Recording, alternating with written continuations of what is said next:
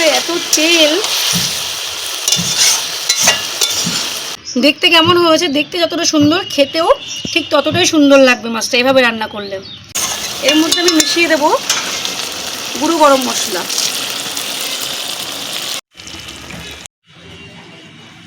নমস্কার বন্ধুরা, আমি আজকে বাজার থেকে নিয়ে এসেছি নতুন একটা মাছ। এই মাছটার নাম হচ্ছে ডাইন মাছ। এই মাছটা আমি কোনোদিন আগে দেখিনি, আজকেই প্রথম দেখলাম, মানে নিয়ে এসেছি বাজার থেকে আমি 800 গ্রাম। তো আপনারা কি এই মাছটা চেনেন? যদি চেনেন আমায় কিন্তু কমেন্ট করে জানাবেন। আজকে আমি রান্না করব ডাইন মাছের ঝাল। ডাইন মাছের ঝাল বানাবো। এই যে সব কেটে নিয়েছি, এখানে পেঁয়াজ, লঙ্কা, আদা, রসুন শিলপাটায় এখানে সব কিছু বেটে নেব। আর এই যে আমাদের উনুন রেডি হয়ে গেছে, নতুন উনুনেই আজকে রান্না করবো মাছের ঝালটা। উনুনটা কেমন হয়েছে কমেন্ট করে কিন্তু অতি অবশ্যই জানাবেন। এটা আমার ঠাকুমা বানিয়েছে। তো ঠাকুমা গেছে আজকে ডাক্তারের কাছে, শরীরটা একটু খারাপ, আজকে ওই জন্য ভিডিওটা আমি দেব। তো ভিডিওটা দেখতে হলে আমার সঙ্গে কিন্তু থাকতে হবে। তো চলুন আমি উনুনটা ধরিয়ে নিই। মাছটা লবণ হলুদ মাখিয়ে নেব। আর এই দেখো এখানে উনুনটা ধরিয়ে নিয়েছি, নতুন উনুন, তাই কি সুন্দর জ্বলছে। আমি তো ভাবলাম হয়তো যে উনুনটা জ্বলবে না, ধোয়া হবে, কিন্তু দেখছেন উনুনটা সত্যি সুন্দর জ্বলে গেছে। আর এখানে মাছটা মাখিয়ে নিয়ে ওখানে কড়াইটা মাটি দিয়ে নিয়েছি। এই যে কড়াইটা মাটি দিয়ে নিয়েছি এখানে, কেননা কাঠে রান্না করলে না কড়াইয়ে প্রচুর কালি হয়। আর ঠাকুমার বয়স হয়েছে, মাজতে কষ্ট হয়, আমি মেজে দিই মাঝে মধ্যে, মা মাজে বেশি। মাছটা ভালো করে লবণ হলুদ মাখিয়ে নিলাম। কিন্তু এই মাছটা না অনেকটা আঁশ নেই, তো ওটা আঁশবিহীন মাছ, তাই কিন্তু এটা ফুটবে তেলে দিলে, তাই একটু তেল দিয়ে নেবো মাছটাতে। একটু সর্ষের তেল হাতে নিয়ে সব মাছগুলোর গায়ে ভালো করে লাগিয়ে দেব, দিয়ে আমি 5-7 মিনিট রেখে দেব। তাহলে মাছটা তেলে দিলে মাছটা ফুটবে না। যে কোনো আঁশবিহীন মাছ, যে মাছে আঁশ থাকে না, সেই মাছে এবার তেল মাখিয়ে নেবেন, লবণ হলুদ আর তেল। আমি কড়াইটা বসিয়ে দেবো, উনুনটা খুব সুন্দর জ্বলে গেছে। বাহ, খুব সুন্দর সেট হয়েছে উনুনটা, দেখেন বন্ধুরা, খুব সুন্দর সেট হয়েছে উনুনটা। আর কড়াইটা কি সুন্দর, একটু নড়ছেও না, খুব সুন্দর বসে গেছে, আর উনুনটা দারুণ জ্বলছে। তো আমি একটু কড়াইয়ে তেল দিয়ে নিই। কড়াইয়ে দিয়ে দিচ্ছি সর্ষের তেল।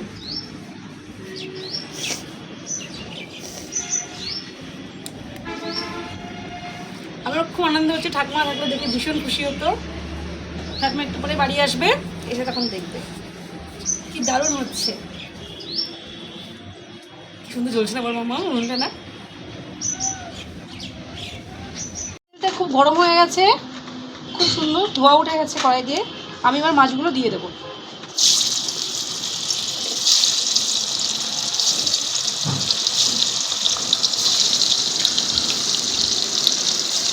একবার একটু বেশি করে দিয়ে দেবো, তেলটা বেশি দিয়েছি। আর একবার দিলে মাছটা ভাজা হয়ে যাবে। এবার দিয়ে আমি একটু ঢেকে দেবো। এবার আমি ঢেকে দেবো। জিরে বেড়ে নেবো। শিলনোড়াটা আবার ঠকঠক করছে, আবার ঠকঠক করে নাকি কারোর সঙ্গে ঝগড়া লেগে যায়, একটু সমান করে দিতে হবে। তো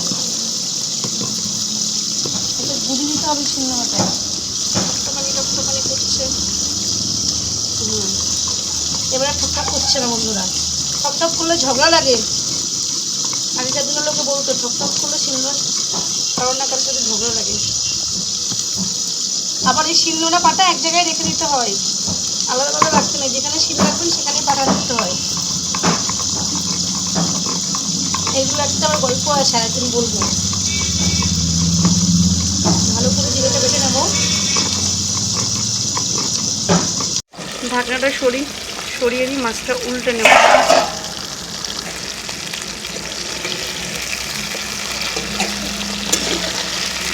মাছটা খুব লাল লাল করে ভাজা হয়েছে একটা পিঠ। মাছ একটু হালকা জাল দিয়ে ভাজতে হবে, নইলে পরে বেশি পুড়ে যাবে আর শক্ত শক্ত রাবারের মতো হয়ে যায়। হালকা জাল দিয়ে মাছটা ভেজে নিতে হবে। মাছটা ভাজা হয়ে গেছে, নামিয়ে নেব।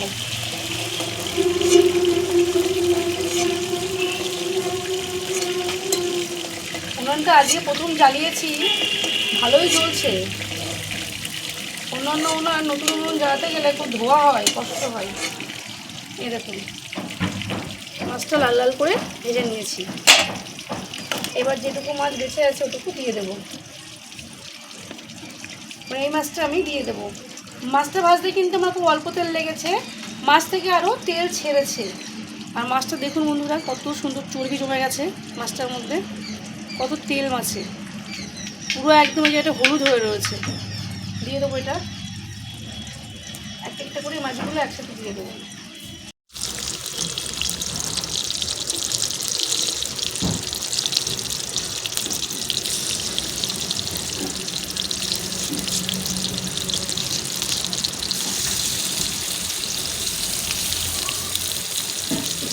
এটা আদা বাটা হয়ে গেছে, আদা বেটে নেবো জিরের সাথে।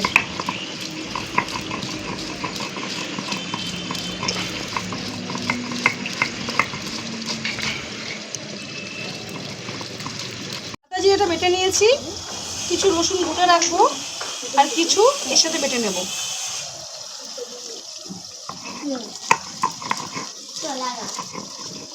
আদা জিরে রসুনটা আমি একসাথে বেটে নিলাম।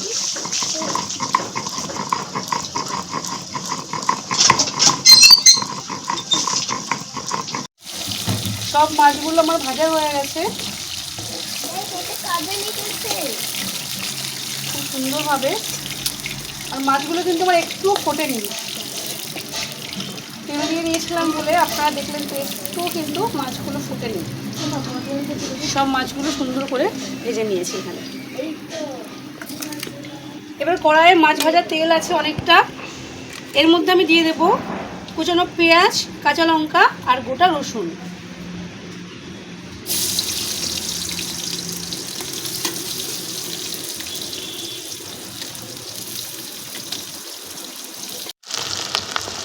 ভালো করে লাল লাল করে আমি ভেজে নেব।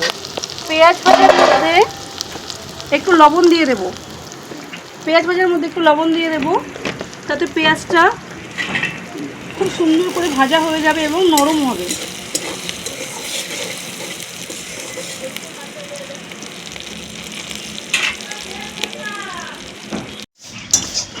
পেঁয়াজটা খুব সুন্দর করে ভাজা হয়ে গেছে, একদম বাদামি কালার হয়ে গেছে পেঁয়াজটা। পেঁয়াজ লঙ্কা সব ভেজে এবার আমি দিয়ে দেবো বাটা মশলাটা। বাটা মশলাটা নিয়ে নিলাম।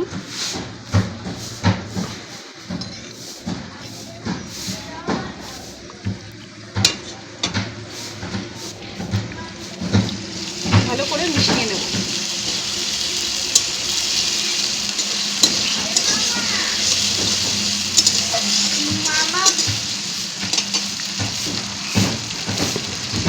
দিয়ে দিচ্ছি হলুদ,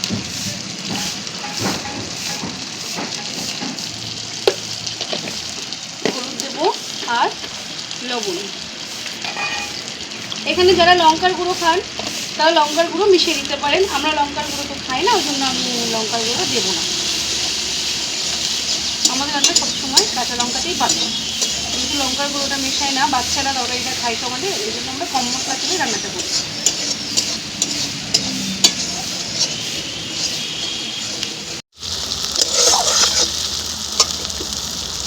আমি এর মধ্যে দিয়ে দেবো ভেজে রাখা মাছগুলো।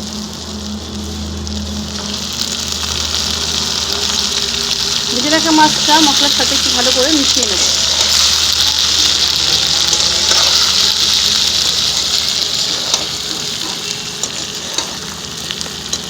মাছ আর অনেকটা তেল চর্বি জাতীয় মাছ, তো তাই এই মাছটা মশলার সঙ্গে একটু মিশিয়ে নিলে খেতে খুব দারুণ হয় এবং টেস্টও অনেক ভালো হয়। এরকম করে একটু কষিয়ে নিয়ে আমি সামান্য জল দিয়ে দেবো।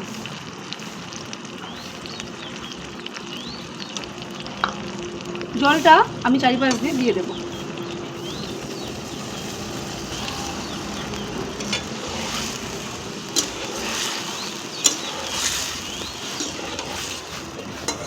এর মধ্যে গরম মশলাও অ্যাড করা যায় বা ধনিয়া পাতাও অ্যাড করে দেওয়া যায়।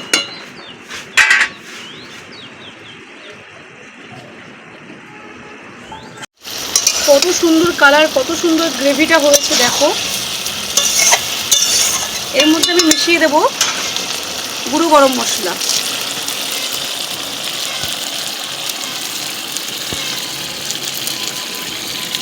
বেটে দিতাম, কিন্তু আমাদের গোটা গরম মশলাটা শেষ হয়ে গেছে, আনা হয়নি, কিন্তু গুঁড়ো গরম মশলায় দিয়ে দিলাম।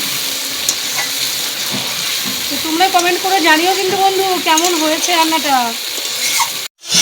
মাত্র এত তেল,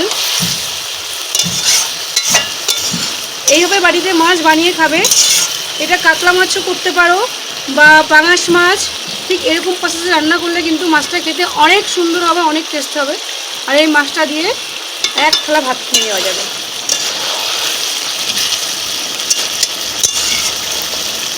মাছটা আমি নামিয়ে নেব। আমি কিন্তু তেল পড়ার একটু দিইনি, ওই তেলের মধ্যে সম্পূর্ণ রান্নাটা করলাম। তো কত তেল বেরিয়েছে মাছটা দিয়ে দেখো।